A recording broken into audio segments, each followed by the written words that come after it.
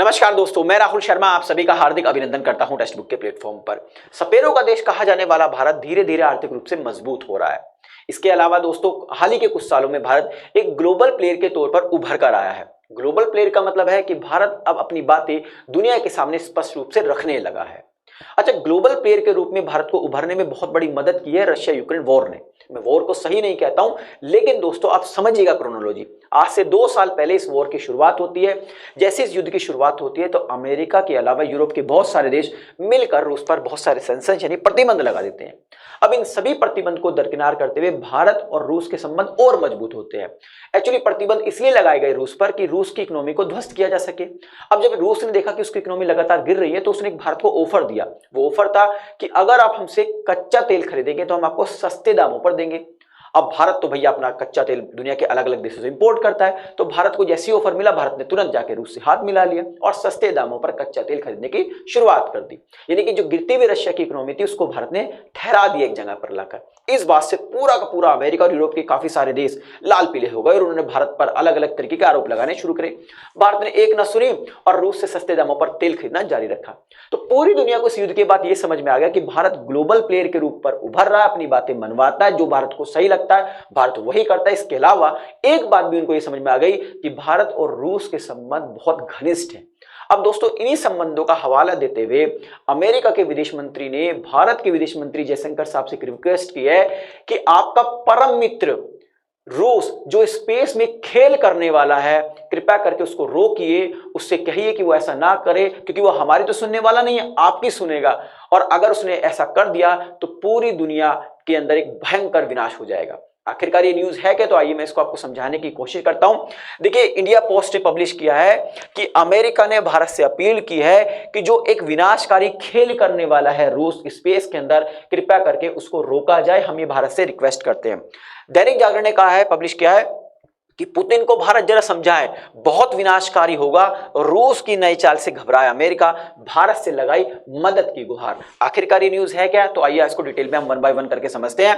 वैसे मैं आपको बता दूं दोस्तों, मुनीक जो जर्मनी का एक शहर है, उसमें अभी एक सिक्योरिटी कॉन्फ्रेंस चल रही है, जहां पर भारत के विदेश मंत्री जयशंकर साहब और अमेरिका के जो विदेश मंत्री ब्लिंकन साहब की एक मुलाकात हुई।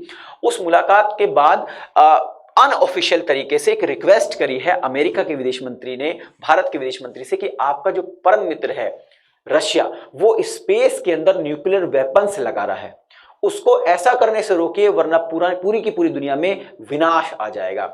मैं आपको बता दूं दोस्तों, आज से 2 साल पहले जब रशिया यूक्रेन वॉर की शुरुआत होती है तो उसके कुछ समय बाद 2022 में रशिया ने स्पेस में एक मिलिट्री सैटेलाइट लॉन्च करी। अब जैसे ही मिलिट्री सैटेलाइट लॉन्च करी तो अमेरिका की भैया एकदम अमेरिका की एजेंसीज जो थी वो एक्टिव हो गई। उन्होंने कहा भी ये रशिया कर क्या रहा है स्पेस में। तो फाइनली उनकी जो अमेरिका की इंटेलिजेंस एजेंसीज उन्होंने पाया कि रशिया जो है स्पेस के अंदर न्यूक्लियर वेपन्स को सेटल कर रहा है। अब जैसे उनको ये पता लगा कि स्पेस में न्यूक्लियर वेपन्स को सेटल कर रहा है तो पूरा का पूरा अमेरिका और यूरोप के देश परेशान होंगे, क्योंकि अमेरिका ही एक ऐसा देश है जो पूरी की पूरी दुनिया पर निगाहें रखता है स्पेस के थ्रू। यानी सबसे ज्यादा नुकसान किसको होने वाला था? अमेरिका को। तो अमेरिका परेशान है। तो अब मैंने थोड़ा हिंदी की बिंदी भी यहां पर लगाई कि अमेरिका की चिंता क्यों बढ़ रही है। तो मैं आपको बता दूं दोस्तों, जो अमेरिका की इंटेलिजेंस एजेंसीज हैं उन्होंने ये पाया कि जो स्पेस में अपने हथियार सेटल करने वाला है रूस, उसमें वो ऑलमोस्ट सक्सेस हो गया है, कामयाब हो गया है। कि अमेरिका इंटेलिजेंस एजेंसी से that Russia almost succeed in making space based weapons, लगभग कामयाब हो चुका है।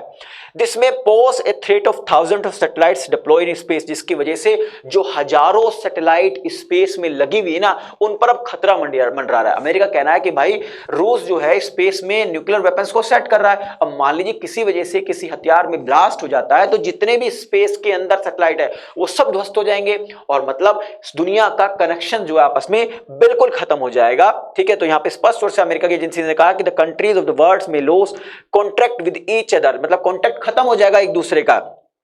जो इंटेलिजेंस एजेंसीज है अमेरिका की, वो उन्होंने बिलीव किया, वो मानते हैं कि Russia is preparing for another launch, और रशिया एक लॉन्च की तैयारी कर रहा है जिसके थ्रू वो अब न्यूक्लियर बम भी लगाएगा स्पेस में। यानी कि अगर कोई देश ठीक है उससे संबंध खराब करता है तो स्पेस से उस पर अटैक कर सकता है।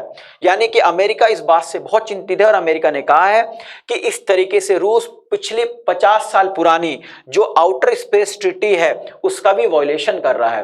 तो अमेरिका चिंतित है, क्योंकि भाई स्पेस में अगर नुकसान होता है तो सबसे ज्यादा नुकसान अमेरिका का होगा। तो अमेरिका को यह बात पता है कि भारत का झुकाव रूस की ओर है, रूस का झुकाव भारत की ओर है। यानी पुतिन साहब जो हैं वो प्रधानमंत्री नरेंद्र मोदी की सभी बातों को मानते हैं, ठीक है, उनको वो ना नहीं कर सकते। तो ऐसे में अमेरिका के विदेश मंत्री ब्लिंकन साहब ने जयशंकर साहब से रिक्वेस्ट की है कि आप मोदी जी से कहिए कि वो पुतिन साहब को समझाए। उन्होंने ये भी कहा ब्लिंकन साहब ने कि भारत अपना ना सोचे, केवल अपना फायदा ना देखे। मतलब अमेरिका आज तक जब से उस देश का निर्माण हुआ, वो देश बनाए, तब से लेके आज तक अपना सोच रहा, अपने हित देख रहा है। आज भी अमेरिका अपना हित देखता है, और भारत ने जैसा अपना हित देख लिया, मतलब सस्ते दामों पर तेल खरीद लिया, तो ये देश परेशान हो गए। तो उन्होंने रिक्वेस्ट की है कि भारत अपना हित ना देखे, केवल अपना हित ना देखे, दुनिया को देखे, क्योंकि अगर ये न्यूक्लियर वेपन्स जो स्पेस में लगाए जा रहे हैं उनमें ब्लास्ट होता है तो पूरी दुनिया का आपस में एक दूसरे कॉन्टेक्ट खत्म हो जाएगा और पूरी दुनिया में एक विनाश उत्पन्न हो जाएगा। तो ये एक रिक्वेस्ट की है और इस वीडियो के माध्यम से जो इन्फॉर्मेशन मैं आप तक पहुंचाना चाह रहा था दोस्तों, वो पहुंच गई होगी। जाने से पहले एक इन्फॉर्मेशन और देता हूं आपको रिगार्डिंग सुपर कोचिंग के निर्णायक बैच के बारे में। देखिए, निर्णायक एक सिंगल प्लेटफॉर्म है यूपीएससी 2024-25 के प्रीलिम्स, मेंस और इंटरव्यू की प्रिपरेशन के लिए। यहाँ पे डेली बेसिस पर एक्सपर्ट्स के द्वारा लाइव सेशंस होते हैं ताकि आपके डाउट ना रहे और रिवीजन होता रहे।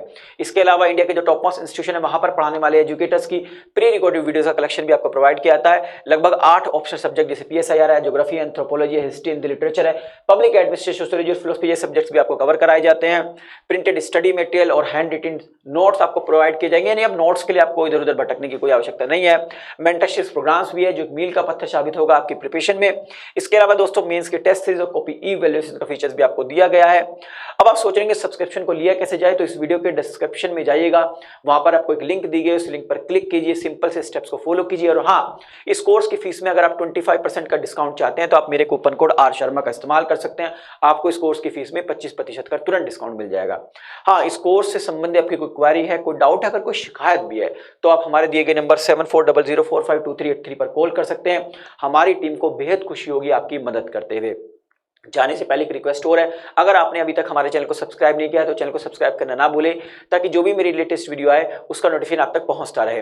हाँ, एक रिक्वेस्ट और है, अगर आपको वीडियो पसंद आई है तो लाइक और शेयर कीजिएगा, ताकि मुझे एक मोटिवेशन मिल सके इस तरह कंटेंट बनाने के लिए। आप सभी का बहुत बहुत शुक्रिया। नमस्कार, जय हिंद दोस्तों।